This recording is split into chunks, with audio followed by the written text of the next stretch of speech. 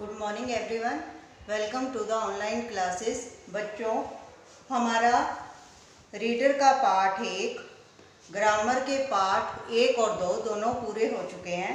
तो आज मैं आपको रीडर की बुक का हिंदी पाठ्य पुस्तक का दूसरा पाठ जो है वो पढ़ना सिखाऊंगी कि सच्चा मित्र। सबसे पहले देखिए कि सच्चा मित्र होता क्या है। सच्चा मित्र वो होता है बेटा जो हमारी मुसीबत में हमारे साथ खड़ा हो, हर पल खड़ा हो, हर समय हमारी मुसीबत में हमारा साथ दे, तो उसे हम सच्चा मित्र कहते हैं। आइए पाठ पढ़ते हैं। एक गांव में रोहन और अमन नाम के 2 लड़के रहते थे। दोनों बहुत ही अच्छे मित्र थे। बेटे, आपने पेंसिल को इस तरह से पकड़ना और जहाँ पे आप बुक रीडिंग कर रहे हो वहाँ पे आपने पेंसिल रखकर बुक रीडिंग करनी है। रोहन का पैर बहुत खराब था और अमन आँखों से देख नहीं सकता था। देखो, एक बच्ची का पैर खराब था और दूसरा आँखों से देख नहीं सकता था। दोनों का परिवार बहुत गरीब था। उनके माता पिता खाने और रहने के लिए कठिन परिश्रम करते थे।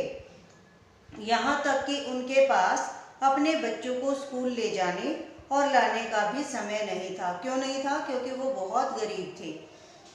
अतः वे स्कूल नहीं जाते थे। दोनों बच्चों की प्रॉब्लम क्या थी कि दोनों पढ़ना चाहते थे लेकिन स्कूल नहीं जा सकते थे क्योंकि माता पिता गरीब थे और उन बच्चों की देखभाल के लिए माता पिता के पास समय नहीं था।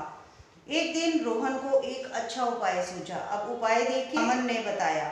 ठीक है, तो रोहन को अच्छा उपाय सूझता है और उसे वह अमन को बताता है। तो आप इस तरह से पढ़ लो इसे कि उसे वह अमन ने बताया। क्या बताया? कि हम स्कूल जा सकते हैं। एक रास्ता है जिसके द्वारा हम दोनों बच्चे स्कूल जा सकते हैं। अब देखिए रास्ता क्या है। तुम मुझे पहियों वाली कुर्सी पर बैठाकर स्कूल तक ले जा सकते हो। मैं तुम्हें रास्ते के बारे में बताता रहूँगा। विद्यालय में ऊंची आवाज़ में पाठ को बार बार पढ़ूंगा। उसे सुनकर तुम भी पाठ याद कर सकते हो। अमन को रोहन का उपाय अच्छा लगा। उसने उसकी बात मान ली। ठीक है, इस प्रकार दोनों बच्चे स्कूल गए। उन्होंने प्रधानाध्यापक को अपना उपाय बताया। फिर प्रधानाध्यापक ने इस विषय में अध्यापकों से बात की। देखिए बेटे, जब भी कोई समस्या आती है तो हमें सबसे पहले अपने बड़ों से, अपने कुलीग से, जूनियर हो, सीनियर हो, अपना हेड हो या अपने घर परिवार का कोई मुखिया हो, उससे हमेशा हर बात को शेयर करना चाहिए ताकि आपकी समस्या का निवारण हो सके। अध्यापक यह सुनकर बहुत प्रसन्न हुए कि किस तरह से दोनों बच्चे एक दूसरे की मदद करना चाहते हैं। उन्होंने दोनों बच्चों को स्कूल में दाखिल कर लिया। एक दूसरे की सहायता से दोनों बच्चे पढ़ने लगे। यदि वे ऐसा उपाय न ढूंढते तो कभी भी पढ़ना लिखना नहीं सीख सकते थे। देखिए, परिस्थितियाँ कैसी भी हों, हालात कैसे भी हों, हर हालातों में हमेशा पॉजिटिव सोच रखनी चाहिए, हमेशा पॉजिटिव ही रहना चाहिए, हमेशा पॉजिटिव काम ही करने चाहिए। जी, ऐसा कोई काम नहीं करना चाहिए जिससे घर परिवार की मान प्रतिष्ठा को नुकसान पहुँचे।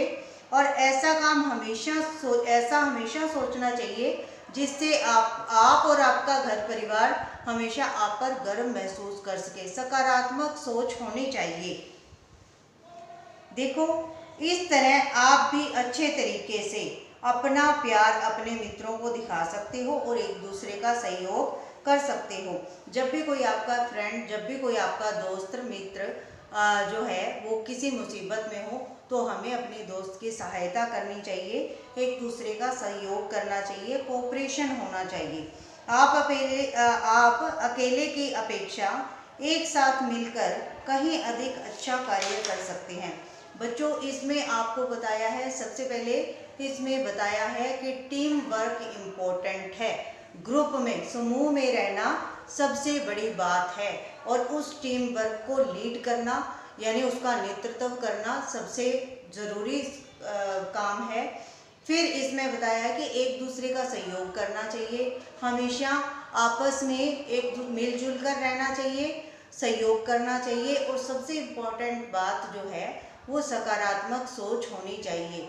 आप कोई भी हालात हो, कोई भी परिस्थिति हो, उससे हमें हमेशा घबराना नहीं चाहिए और हर परिस्थिति का डट कर सामना करना चाहिए। और जब आप इस तरह की सोच रखते हो तो आप क्या है, अकेले की बजाय जब आप घर परिवार में सभी के साथ रहते हो तो ज़्यादा अच्छा काम करते हो अकेले रहने की बजाय। तो हमें टीम वर्क करना चाहिए, हमें एक दूसरे के साथ मिलजुल कर काम करना चाहिए। ओके बेटा, तो इस पार्ट 2 आपने सच्चा मित्र अच्छी तरह रीड करना है। ओके बेटा, बाय।